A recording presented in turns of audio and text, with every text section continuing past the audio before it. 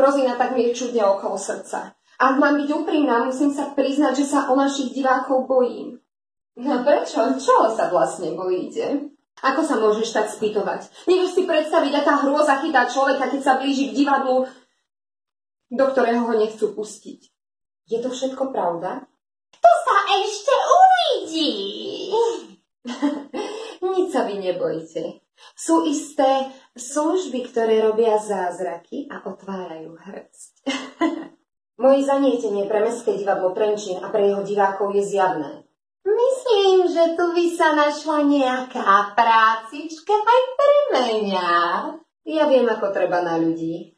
Videli ste už, že by sa mne nepodarilo, čo ja chytím do rúk? Ja im ukážem. Berím, baba, spusti na nich riadne veľa predstavení, nech vedia, čo sme zač. Vaša vec sa stane aj mojou vecou. Len hraj, Mestské divadlo Trenčín. Len hraj.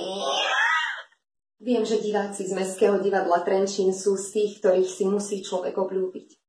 Keby som si mohla sama voliť, spomedzi všetkých by som si ich vybrala.